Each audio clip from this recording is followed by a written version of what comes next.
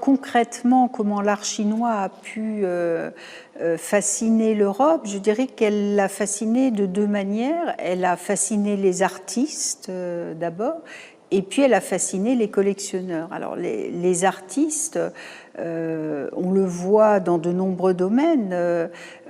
Il suffit par exemple d'aller à la manufacture de Sèvres, qui a été la grande manufacture royale de production de céramique et de porcelaine française, pour voir combien, alors à la fois la technique de la porcelaine a évidemment fasciné ces artisans européens, et puis l'imaginaire, les scènes de genre, les portraits. Et ça se poursuit jusqu'aux peintres français, voilà, les impressionnistes, les pré-impressionnistes.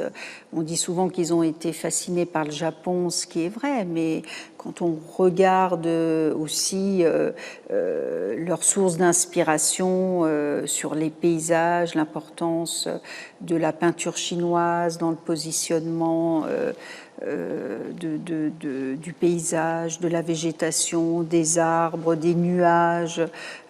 C'est tout à fait intéressant de voir comment cette question des nuages va passer à la fois par l'art iranien, les Ottomans, et se retrouver dans l'art européen. Donc on le voit dans toute une série d'objets, les tapis, les textiles. Et ça commence très tôt, dès le 7e, 8e siècle, on se rend compte, et l'archéologie le prouve, puisqu'il y avait ce grand commerce des routes de la soie, mais aussi le commerce maritime qui arrivait vers le golfe Persique et qui irriguait tout le Proche-Orient, puis la Méditerranée.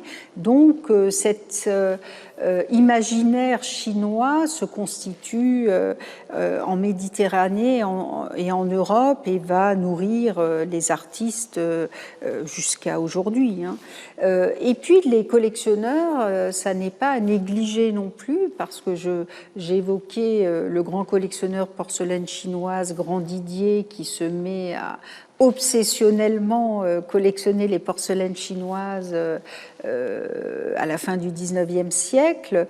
On peut s'interroger, qu'est-ce qui crée cette fascination pour cet art chinois chez quelqu'un qui n'aura jamais été en Chine, qui n'était pas sinologue, qui n'avait pas une connaissance de la culture chinoise, mais qui était juste fasciné par ces objets extraordinaires. Donc on a de multiples sources d'entrée, de témoins de cette fascination de l'Europe pour la Chine.